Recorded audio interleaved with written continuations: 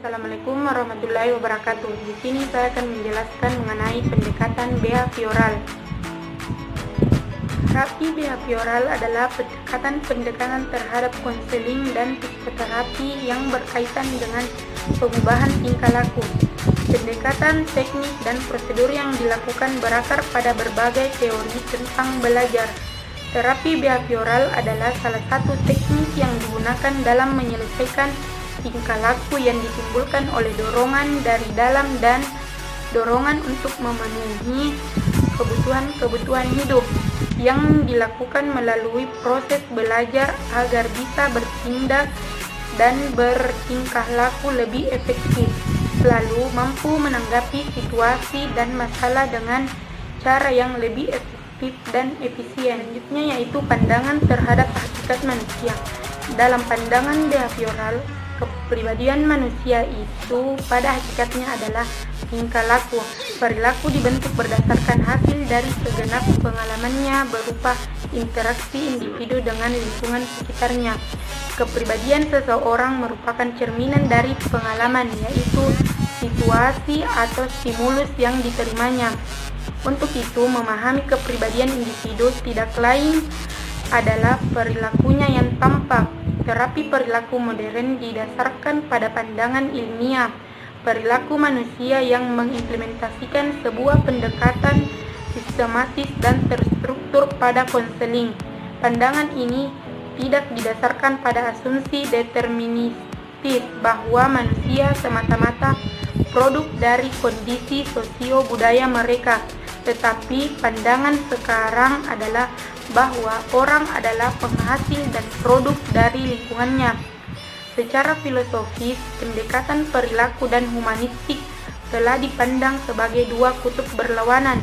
Terapi perilaku dimaksudkan untuk meningkatkan keahlian orang-orang sehingga mereka mempunyai lebih banyak pilihan dalam merespon dengan mengatasi perilaku sulit yang membatasi pilihan.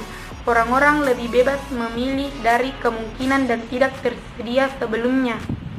Konseling kelompok menekankan kepada peran aktif klien dalam memutuskan tentang penanganan mereka. Konselor membantu klien memformulasikan tujuan spesifik yang dapat diukur. Tujuan harus jelas, konkret, dapat dipahami, dan disetujui oleh klien dan konselor. Selanjutnya yaitu peran dan fungsi konselor. Perilaku konselor cenderung aktif dan direktif agar berfungsi sebagai konsultan dan pemecah masalah. Konselor menggunakan beberapa teknik yang umum terhadap pendekatan lain seperti merangkum, refleksi, klarifikasi, dan pernyataan terbuka. Fungsi penting lain dari terapis adalah pemodelan bagi klien. Menurut Bandura, menyatakan bahwa sebagian besar pembelajaran yang terjadi pengalaman langsung dapat diperoleh melalui observasi perilaku lainnya. Satu proses fundamental di mana klien belajar perilaku baru adalah melalui penirauan. Konselor sebagai orang menjadi model yang signifikan karena klien seringkali melihat konselor sebagai emulsi berharga.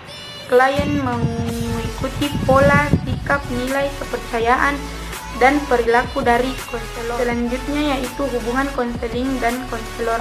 Beberapa penelitian dan bukti klinis menunjukkan bahwa hubungan terapi, bahkan dalam konteks orientasi perilaku, dapat memberikan kontribusi signifikan terhadap proses perubahan perilaku. Menurut Grant Folter, sebuah hubungan terapi yang baik meningkatkan kesempatan klien untuk menerima terapi tersebut. Penting bahwa klien bekerja sama dengan terapi dan juga klien mempunyai pengharapan positif terhadap keberhasilan efektivitas terapi sehingga memberikan hasil yang sukses. Hubungan terapis dan klien adalah landas tentang bagaimana strategis terapi yang dibangun untuk membantu klien mengubah arah dari keinginan mereka. Namun demikian, terapis perilaku mengasumsikan bahwa klien melakukan kemajuan terutama karena teknik perilaku khusus yang digunakan, bukannya karena hubungan dengan terapis. Selanjutnya yaitu teknik-teknik konseling kelompok. Yang pertama yaitu model asesmen atau penilaian fungsional, yaitu menawarkan blueprint bagi terapis dalam memilih intervensi operan yang didasarkan pada pemilihan informasi sebelumnya dan konseptualisasi terhadap masalah klien.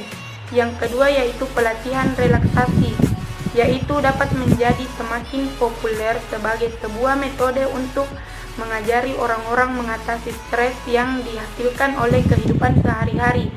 Yang ketiga yaitu desensitisasi sistemis yang didasarkan pada prinsip klasikal conditioning. Yang keempat yaitu terapi exposure, dirancang untuk menangani ketakutan dan respon emosi negatif lainnya dengan memperkenalkan pada klien di bawah kondisi yang dikontrol secara hati-hati.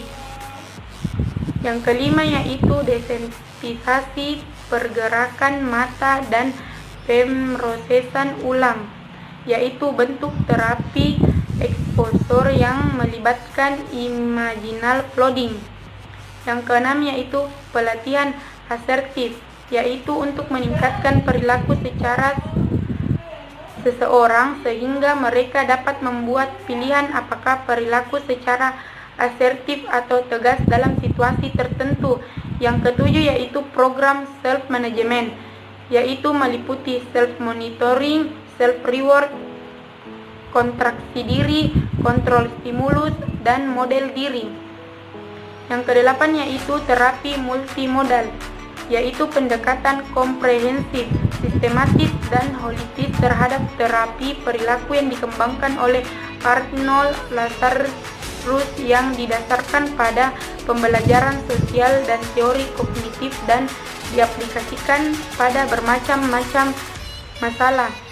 Yang kesembilan yaitu suatu kesepakatan tertulis atau lisan antara konselor dan konseli sebagai teknik untuk memfasilitasi pencapaian tujuan konseling. Itulah tadi penjelasan mengenai pendekatan behavioral. Lebih dan kurangnya mohon dimaafkan. Assalamualaikum warahmatullahi wabarakatuh.